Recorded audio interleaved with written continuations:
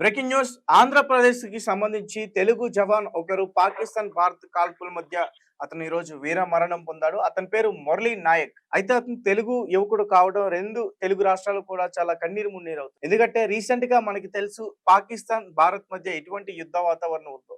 అయితే బోర్డర్స్ దగ్గర ఇప్పటికే పాకిస్తాన్ ఆర్మీ కాల్పులు జరుపుతుంది. ఒక పక్క డ్రోన్లతో కూడా అటాక్ చేయాలని చూస్తుంది. అయినా సరే మన ఆర్మీ ముందంచుగానే జాగ్రత్తలు తీసుకుని వాటిని తిప్పికొట్టే ప్రయత్నం చేస్తుంది. అయితే బోర్డర్ దాటి కొంతమంది ఉగ్రవాదులు అలాగే ఈ పాకిస్తాన్ ఆర్మీ ఈ బోర్డర్ దగ్గర ఉన్న కొన్ని గ్రామాల్లో వాళ్ళపైన కాల్పులు జరిపే క్రమంలో వాళ్ళని ఇంకా రక్షించే క్రమంలో మన తెలుగు యువకుడు జవాన్ మురళీ నాయక్ వీరమరణం పొందారు. సో దీని గురించి మరిన్ని విషయాలు కూడా మనం తెలుసుకునే ప్రయత్నం చేద్దాం.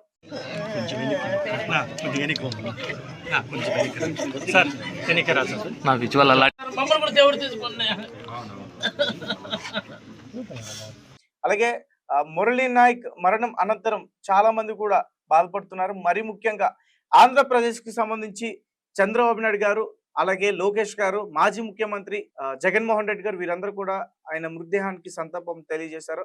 అలాగే వాళ్ళ కుటుంబాన్ని కూడా త్వరలోనే కలుస్తాము, వాళ్ళ కుటుంబానికి ఆదుకుంటామంటూ కూడా చెప్తున్నారు. అయితే పాకిస్తాన్ ఆర్మీ మరి ఇలాంటి దాడులకి పాల్పడుతుంది. ఇప్పటికే చాలా జవాన్లు కూడా అక్కడ పోరాడుతున్నారు మన కోసం. అలాగే ఈ జవాన్ మురళీ నాయక్ ది సత్యసాయి జిల్లా దగ్గర చిన్న గ్రామం అంటూ కూడా చెప్తున్నారు. ఒకసారి పూర్తిగా మనం తెలుసుకునే ప్రయత్నం చేద్దాం. మా హారిక లైవ్ లో ఉన్నారు, ఒకసారి అంతా మాట్లాడదాం. హారిక, చెప్పండి, ఈ పాకిస్తాన్ భారత్ కాల్పుల్లో మన తెలుగు జవాన్ మురళీ నాయక్ మరణించారని ఒక వార్త వచ్చింది. దీని గురించి ఏమైనా ఆర్మీ సైన్యం ధృవీకరించిందా?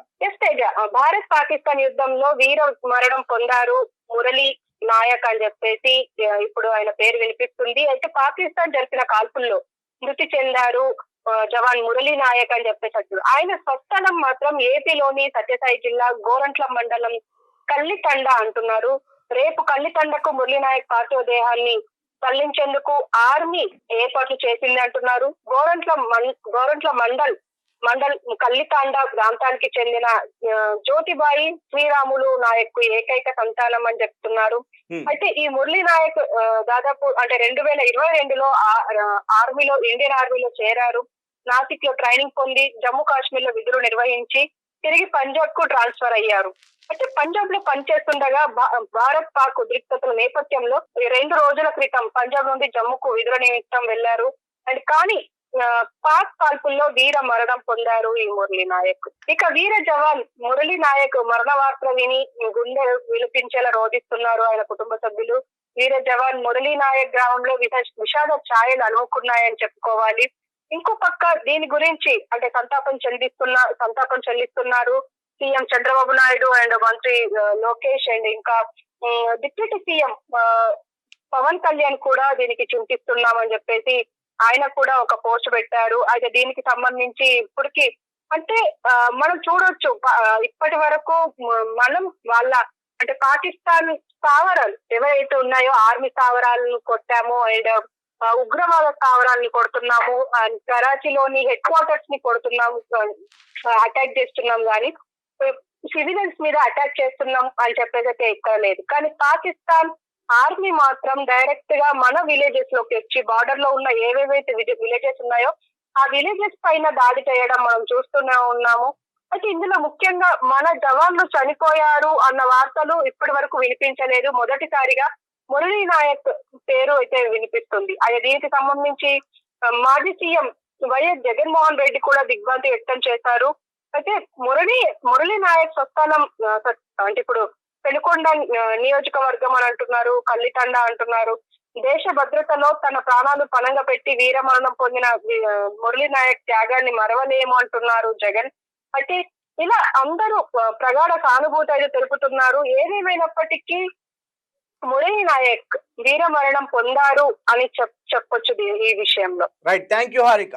అయితే మురళీ నాయక్ 2022 నాసిక్ లో ఆర్మీ ట్రైనింగ్ తీసుకుని దాని తర్వాత పంజాబ్ లో అతను విధులు నిర్వహించారు. అయితే రీసెంట్ గా జరిగిన ఈ జమ్మూ కాశ్మీర్ లో పహల్గాం దాడుల తర్వాత అయితే ఈ భారత్ కి పాకిస్తాన్ కి వచ్చిన యుద్ధ వాతావరణం తర్వాత అతను జమ్మూ కాశ్మీర్ లో విధులు నిర్వహించడానికి వెళ్లారు. సడన్ గా అక్కడ పాకిస్తాన్ సంబంధించి కొంతమంది పాకి కుక్కలు ఈ కొన్ని గ్రామాలపైన దాడి చేస్తుంటే, కాశ్మీర్ లో అటాక్స్ చేస్తుంటే వారిని అడ్డుకునేందుకు ఇతను ప్రయత్నించాడు. ఈ ఆ యుద్ధంలోనే అతను వీర మరణం పొందాడంటూ కూడా చెప్తున్నారు. ఒక రకంగా ఇది చాలా బాధాకరమైన విషయం.